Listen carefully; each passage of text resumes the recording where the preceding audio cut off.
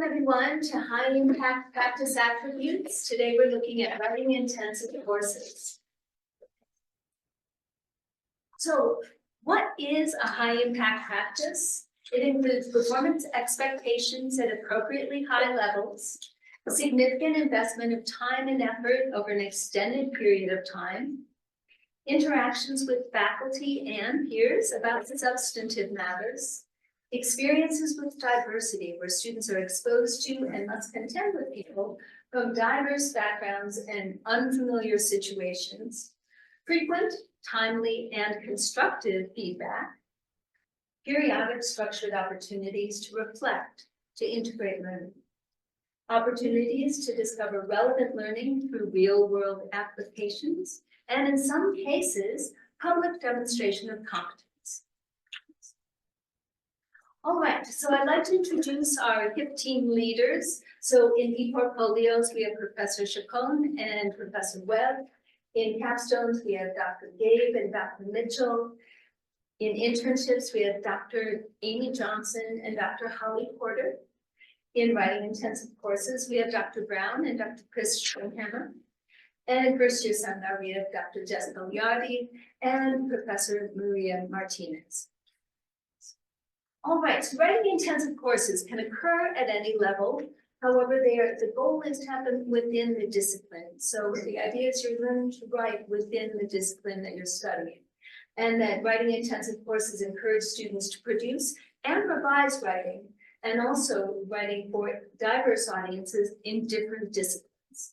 So according to the American Association of Colleges and Universities, the effectiveness of this repeated practice across the curriculum has led to parallel efforts in quantitative reasoning, oral communication, information literacy, and on some campuses, ethical inquiry.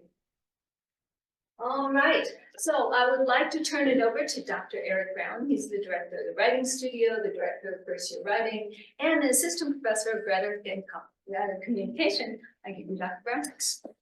Okay. Hi everyone, I'm Dr. Brown. I know some of you are new. I'm gonna go over writing intensive courses for y'all. If you ever need to get in contact with me, my information will be on the screen, but you can always shoot me an email, ebrown@edu. Okay, let's jump in. So, what is a writing intensive course? So I feel that definitional work is really important. So, it helps to start with this frame of what is a WIC. So, broadly speaking, WICs integrate substantial and meaningful writing assignments and writing assessment into course design.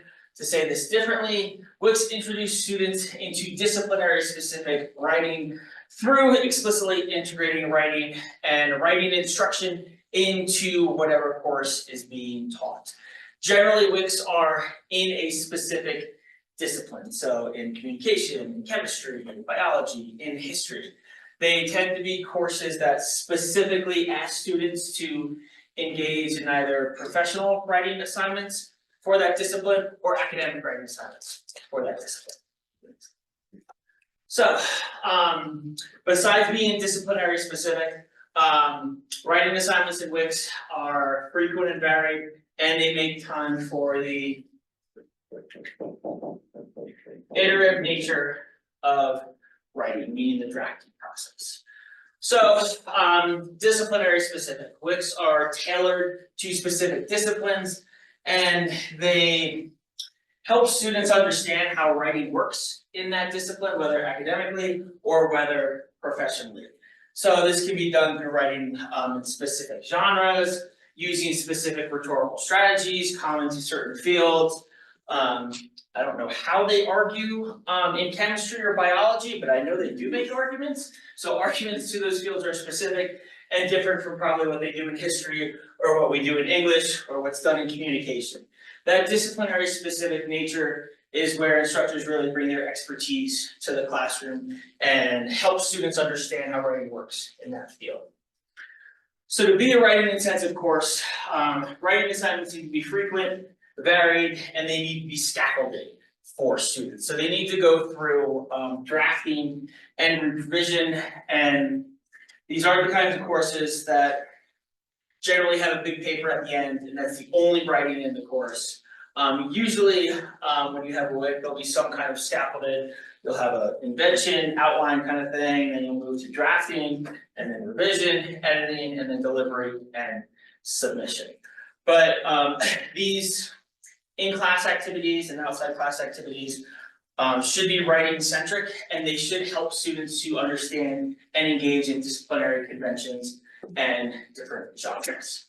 And this drafting or revision, this should look familiar to anybody that took an English 101 or 102 class, where you had a certain number of papers.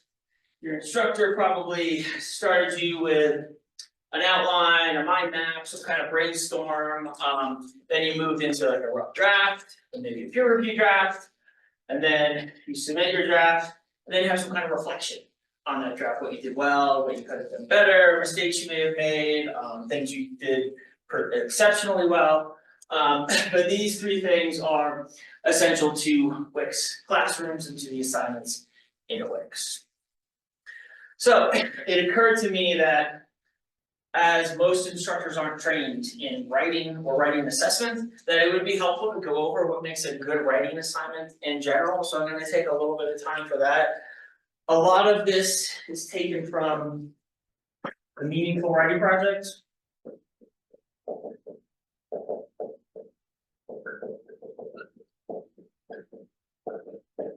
I'm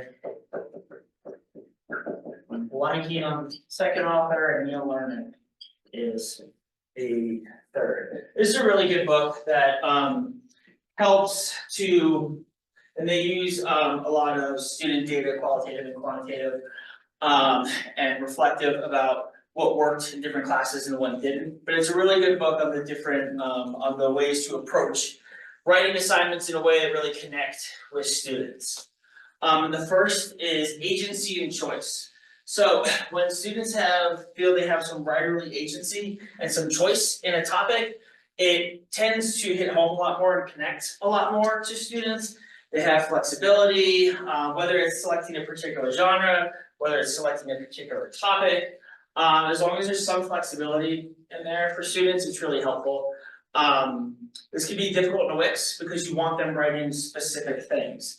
So building in that flexibility can be difficult, but you can work that flexibility in, because giving students this writerly agency gives them a sense of ownership, a sense of empowerment. It helps to connect to things like transfer, so that they feel what they're doing is meaningful and moves beyond just the classroom. It's also really important to put students in real writing situations whenever possible. Have them writing to real audiences. For a writing assignment to feel really meaningful for a student, it helps to have them writing to someone beyond just the instructor. While that can be impactful, and there are situations where that works, you want students to either invoke an audience beyond their instructor or write directly to an audience beyond their instructor. And then writing in the wild, this is kind of a term I use for writing that actually exists out there in the real world. Luckily for most WICS, this is kind of embedded in whatever you're going to be teaching students and embedded in the kinds of writing that they will be doing. But really placing them in your writing assignments in real world context and relevance beyond the classroom, anything public, professional, or disciplinary in nature, which usually falls within that anyway, can be really, really helpful for students. So it's just something to keep in mind. Other two things, so transfer is the idea of what you learn in one class, you can take it to some other situation, you can transfer that knowledge. So if you purposely connect your writing projects with transfer in mind, so that students are thinking about future careers, future disciplinary expectations, they get a real sense of purpose and connection for what they're composing or what they're writing. And sometimes things like this just need to be made over for students. It might be intuitive to you, but sometimes they just need it spelled out for them, and that can go a long way. So when this writing feels useful, from what context, there's a lot more buy-in from students. Everybody hates writing, writing's hard, students especially have a lot of trouble with it, especially in disciplinary context. So when you can make these connections for students, it helps things to click a lot for them. So there is a way to break down writing assignments that generally works for students. It's a little bit more work than maybe what people are accustomed to in different fields. But if you have these 4 sections, where you have some introduction and context, goals and specifics, you home in on a genre and an audience for students, and there's some assessment criteria and grading for them. They have they can clearly understand what's expected of them and how they will be graded or assessed. And next slide, can you click on that guy down there? Yeah, the English one right there. So this is an example of one of my 102 assignments right now. Generally you want to keep your assignment sheets to like 1 page, it's about 1.25 pages, but I tend to write a lot. So here, my students are writing a technological literacy narrative, which is a fancy term for they are reflecting on the writing technologies that they have used throughout their lifetime that have shaped them as writers, thinkers, and goal readers. So here I just have some introductory context, like, here's what this thing is, here's why it's important, here's what it'll help you learn, specifically you'll do this, this, and this. And then if you scroll down, I have some assignment goals and specifics. So I have like, hey, here's the things that you will be doing for this. You're gonna write it as a blog post, 1,000 words at least, minimum 3 sources, reflects on this. I'm gonna have little check things here for them, make it even clearer, and if you keep scrolling. Audience and genre expectations, here I kind of dig into, you're writing a blog. Blogs have specific conventions, you cite in a certain way in a blog, you have a certain tone in a blog, you do this in a blog, here are some examples. So that they have a good idea of who it is they're writing to and how that writing should look structurally, and in terms of tone, style, etc. And then down at the bottom, personally, I don't like rubrics, with the points and everything, because every single time I use rubric that way, the points do not connect to the grade in my head when I'm done reading the paper. So I use what Ed White calls a holistic rubric, and it's just basically, I don't attach any points to it. It's like, hey, here are the things that I'm looking for when I grade this, and I give them feedback on this, and I tend to grade not harshly in 101 and 102. And then I usually include a drafting schedule, like, hey, here's when we're gonna conference, here's when you'll have a middle draft, here's when you'll have a final draft. But these different sections really help students to see what is expected of them and what they're doing. And I usually give them comment access on this when we go over in class. I'm like, hey, make any comments about questions you have, and then we go over any of that. Okay. Next slide. So, as I mentioned, most instructors are content experts in chemistry, biology, math, whatever. Not necessarily pedagogical experts, not necessarily pedagogical experts in writing and writing projects. So, one of the things I'm working with Artemis to do this semester is to provide professional development for instructors who don't have this content knowledge. I do, and I'm happy to help. So, here are some of the approaches to teaching writing in AWICS. So you have these two kind of commingling, connecting ideas, writing to learn and writing to communicate. So when you're working on a writing assignment with students in class, it's a good thing to do to create some informal, exploratory writing activity where students free write, or they work in groups to come up with main ideas, or they talk about how sources are used in their field or in whatever it is that they're doing. But it's the to learn here part is important because it's low stakes, it's activities in class, it's stuff to not get them nervous that they just kind of do, and where they learn things, where they're kind of thinking through writing, and writing is used as a tool to clarify, deepen, or understand. This is all the stuff that you do before you get to that final deliverable, that final draft that they submit. which is the writing to communicate part. This is the focus on producing polished, formal texts. Anyone that has gone through a PhD program or graduate school knows that when you complete something or when you publish something, it should be free of typos and errors and things like that. But that's something to focus on at the end so that they don't get bogged down when they're trying to learn how to do these things. Also prioritizes rhetorical effectiveness, and teaches students how to create text in specific genres and specific fields. So these are all the end product things that when they complete a writing assignment, these are all the things that you kind of want because these are public facing documents, or they can be, that should adhere to the high standards that we expect in academia. And instructors do these things, offer their expertise and support. They can guide students through the nuances and complications that various discipline-specific writing situations, because they've been in those writing situations. They've written articles, they've written dissertations, they've given talks, presentations, things like that. They can help guide students through the ups and downs of these, and they can also provide a lot of expertise on what they have done in the past, specifically in terms of revision. So when you submit an article for peer review to Journal X, you get that article back, and sometimes it says things that make you want to cry and just tear your hair out. Sometimes it's great, but sharing those kinds of experiences and those vulnerabilities with students, I've found can go a really, really long way. So sharing your expertise and support, showing students the struggle of writing, and that it doesn't just happen, can be really helpful to them. So this is the hard part, assessment and feedback, because this takes a lot of time. If you have a group of 30 students who are giving you 30 projects, giving them robust generative feedback can be really, really difficult. It can, if you let it get beyond you a little bit, it can start to stack up. And you can look at this stuff that you have to do and just be overwhelmed. So what you want to do, possible, is to stagger your approach to this. But before we get to that, these are some of the best practices when providing students with feedback. There is a quote from an artist that I like here.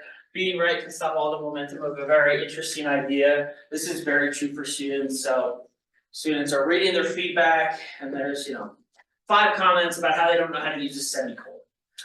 That can be really distracting for students, and it can also be kind of devastating and not focusing on the very good ideas that students have and they're writing about, because now they're going online trying to figure out how to use a semicolon, and they're probably not getting correct information, and they're going to end up using it wrong anyway. So when we focus on feedback that is generative, that it goes beyond simply corrective and helps them to generate new ideas for future drafts or for future projects.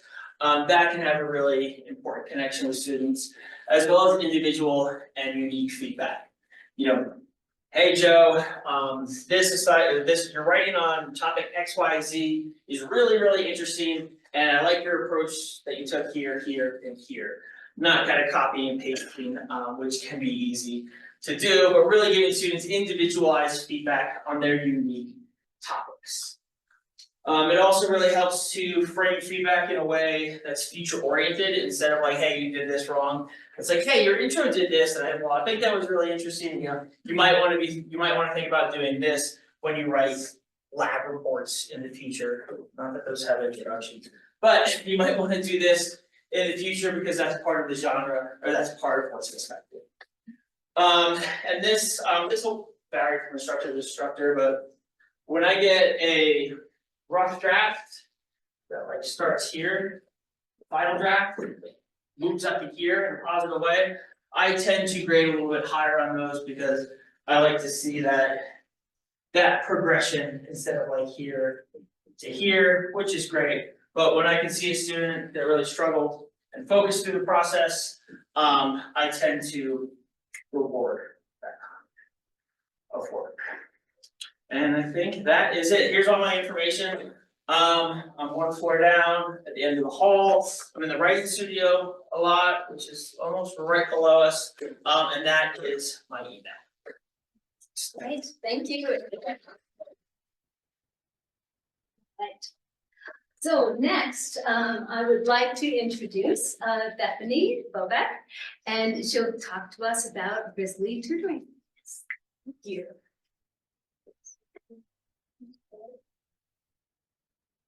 Okay, I'm Bethany Bobek, so I'm the Grizzly Tutoring and Outreach Coordinator for the Grizzly Tutoring and STEM Center.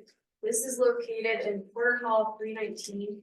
It's a new center as of last semester. So our goal, what I do is I hire students to be peer tutors. So right now we have a team of 22, 23 students, mostly juniors and seniors, who can tutor in a variety of topics. We do target those to kind of drop higher fail, drop, withdrawal classes to have tutors in, but we can tutor across the board for all campus. This is a service available to all of ASU students. It is free, it's very casual. We don't do prior appointments, we use drop-in hours that our tutors get to decide because this is based on their availability. So the only thing we'll ask of students, other than come to tutoring with an idea of what you want to get out of it, is to also just sign in and sign out, and that's for our data collection. Right.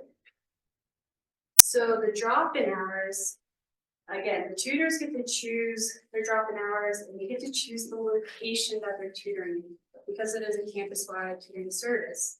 So right now it is pretty siloed to see if that's what works best for our students. For example, the business student tutors operate out of the business building. They set up their own little room in the system, and it works really well. The languages and some statistics takes place over here in McDaniels. Everything else is either in the library or STEM center. STEM tutors tend to hang out in the STEM center. So far that's how it's currently developed. The hours for our tutors are posted in 319 Porter Hall, right on the bulletin board. But if you or your student don't have time to walk over to Porter Hall, I do encourage students to do this. But if you don't have time, email me and I will provide that information to you. And another pro of emailing me asking for this information is I'll CC our student tutors, which provides a connection. Because even though they have drop-in hours, some tutors, if they have extra time, are willing to do one-on-one appointments. But I leave that up to them if they have time to do that. So there are pros and cons to email me regardless if you have a question about where tutors are and when. Additionally, so we have the peer student tutors that I hire recruit supplemental instructors. So just to clarify, our supplemental instructors are student tutors who already took a class, and they are required to attend class to provide in-class support, but also have out-of-class drop-in hours. So they work really closely with course instructors. So my role in that is, other than coordinating, make sure our students get paid and they're trained, is I support it. So this is a really unique opportunity for mentorship between professor, course instructor, and students. So, and this looks different for a variety of classes as well. Okay, so specifically STEM tutors. We do have tutors for everything in the STEM department. So we have chemistry, biology, math, engineering, physics, computer science tutors. These are the list of those tutors here. If you recognize any names or if you need to contact any of these students to help maybe your class, here they are. I want to point out that Math Lab, which is run by Dr. Tony Weathers, actually operates out of the Grizzly Tutoring and STEM Center. So I promote his math tutors because they're there anyway. Our engineering program here at Adams State, I believe after your sophomore year, you technically then become a CSU student. So we have this wonderful collaboration where those CSU students, even though they're on our campus, can be their work studies, but I incorporate them into Grizzly Tutoring Services. So I promote their information, they just get paid through CSU. long story short, they get paid through the CSU, but I incorporate them as one of our tutors. Yeah, I'm not listed here as Miss Friend, she's a math lab tutor, but STEM topics, these are juniors and seniors who've already taken STEM classes. They probably know the topics, some of their degree programs have thesis classes, which should include some writing, which I think Chris will talk about. So from a student perspective, this is peer support. This is what it can look like for our writing. I also want to shout out that the Grizzly Tutoring and STEM Center partners with NetTutor, which is free and online tutoring service. It's available to all Adams State University students. It's on your Blackboard platform under tools. But the subjects that you can tutor in, or what we tutor in, the cool thing is it's online. You can drop off questions, you can submit papers for feedback, you can meet one-on-one with the tutor, and it's 24/7. So if our drop-in hours do not meet, all the drop-in hours across campus are not working for you, NetTutor is right on your Blackboard tools. And then just lastly, I just wanted to acknowledge there are a lot of tutoring efforts on campus. They're all wonderful. I do the Grizzly tutoring, which is campus-wide, no requirements to access the service. We'll just build it as needed and as requested. Special programs like CAMP and SSS and Upward Bound, they have tutors as well. We work closely together to fill in gaps, or if their students are not, or they have a target population or a target what they're trying to do with their program. If it's not working, they'll go send their tutors over to us or send their students to us and we'll fill that gap for them. Sometimes they tutor in the tutoring center. They don't have to check in with me or anything. They're just using the space. The space is available to anybody, faculty, staff, students. If you need to reserve a room to study, use the conference room, or just meet, it's available to you. So this is really cool. Between all these efforts from a peer support perspective, there's over 30 students tutors around, in addition to our online tutoring service through NetTutor. So as you build your high impact practices and your WIC programs, know that there are students in these tutoring roles coming up through those classes who can then support each other in the same manner. So any questions about Grizzly tutoring? Do these peer tutors include, so I know student athletes, like have a meeting time and they meet with like a peer tutor, are those tutor, is that part of this too? Sometimes they overlap because a lot of my tutors are athletes. So they don't count their hours to me, but I know they're over there doing it. All right, thank you, Bethany. Hey, and I'd like to introduce Dr. Chris Schwinghammer.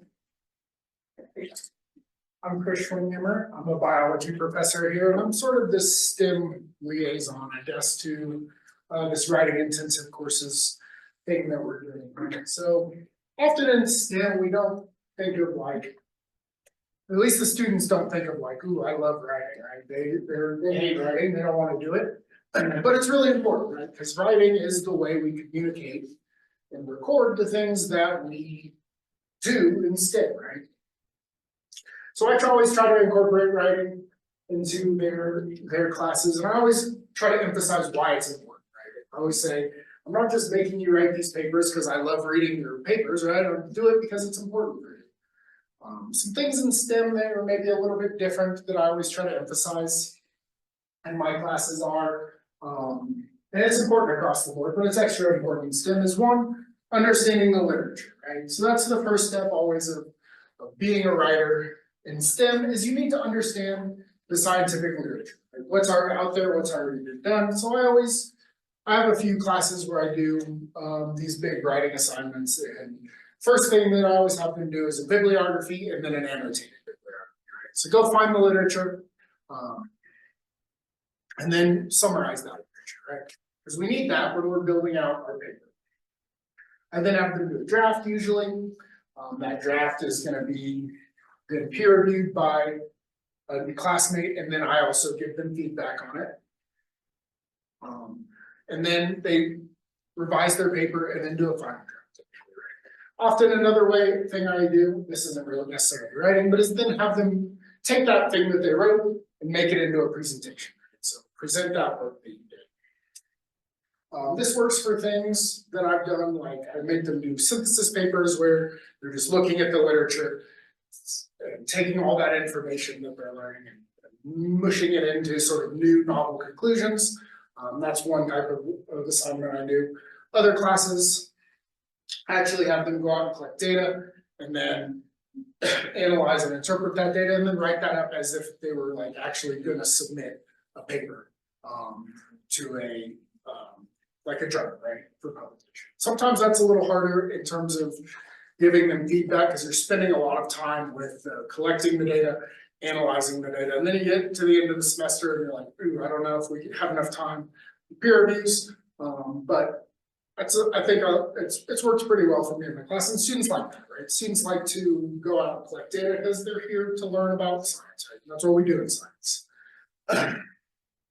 So yeah, those are some things that I've done in my classes to try to incorporate writing, because it is really important. And I always stress to them that writing is an incredibly important thing that you're gonna have to do, right? Whether I work in wildlife and fish, so whether you're going into research, actually publishing the things that you're writing up, or even if you're just gonna go work for the state, right? You're still gonna have to write reports, right? They might not be then go into journals to get published, but they're still important, right? We need these reports that you're writing for the government, right? For CPW, they need your reports, right? So I didn't make any fancy slides, but that's sort of what I do in writing and right. And another thing in STEM that's maybe a little different than some of these other types of courses, like these English courses, is that we make sure that we want to be concise with our writing, right? I don't like giving them like, your paper has to be 10 pages, right, or 5,000 words. I say, they always ask me, like, how long does this paper have to be? I say, it needs to be long enough to get your point across, right? No longer than that, right? That's a skill that they need to learn too, right? We don't want to be submitting a 500-page paper to a journal, right? That's a lot of page fees. We don't want to have to pay that. So we want to have things be concise and clear. And maybe that's a little different than maybe other styles of writing, right? So yeah. Great. All right, well, thank you, Dr. Yeah. Okay, I just want to take a moment to connect undergraduate research with high impact practices. So when you involve students in undergraduate research, as you might say in science or in English, you find that if you're actively investigating contested questions and making empirical observations, also exploring cutting edge technologies, and then generating excitement from working to answer important questions. And there is an opportunity coming up, as many of us know, Student Scholar Days. So that's a great time for your students at any level to be able to have an opportunity to share their work. All right, so are there any questions either for Eric or for Chris? Yes. So many of my courses, including components that we can consider based on your explanation are writing intensive components, such as, for example, in many of my courses, I do what Chris is doing, just ask the students to do survey papers, and it's starting from 4 2-column pages to 8 2-column pages. For the capstone projects, for example, the students are writing proposals and thesis at the end of the capstone project, which is at least 25 pages. So can I consider this activity a writing intensive activities? And if so, or if not, what is the criteria to consider whether this activity is a writing intensive activity or not? Great, I'll leave that. So yeah, so capstone courses are almost always writing intensive, just by their very nature. To be considered a WIC, the hard thing is not necessarily the writing, it's making time for the iterative nature of writing for such students doing peer review, doing some kind of in-class activities with students where they don't just submit a final draft. They have some kind of rough draft, and so if like you start with those 5 pages and those 5 pages end up being 25, like that is iterative. That's starting with 5 and adding to it, depending on how you do it. It's really how you lay it out in the syllabus. So like when I look at all the syllabi and I see like, you know, there's some class time devoted to this, Or there's a, 25% of the grade is a research project. When there's something in the syllabus that tells me like, hey, draft 1, draft 2, draft 3, then it's really easy, like I can say, okay, cool, check, I can see that that's in there. And instructors might do that, but they might not necessarily list it in the syllabus, and those are the kinds of things that we're looking to, that we can kind of check off the box for works, but it sounds like what you're describing is a work. Yeah. And I would say too, even an annotation, I think is part of an iteration. Oh, for sure, yeah, like I really like the bibliography to annotated bibliography, I used to have the annotated bibliography, but I think that's a really cool process, yeah. The other thing we discussed in science when I was visiting the college is the idea of lab reports being iterative. So even if you're not rewriting the same lab report, if you're writing, say, 3 lab reports in a semester, that is iteration. And you're applying, as long as they're taking the feedback from that first one, applying it to the second one. I agree. Any other questions, thoughts, comments? Great. All right, well, thank you very much for coming. I really appreciate it. All right. Thank you.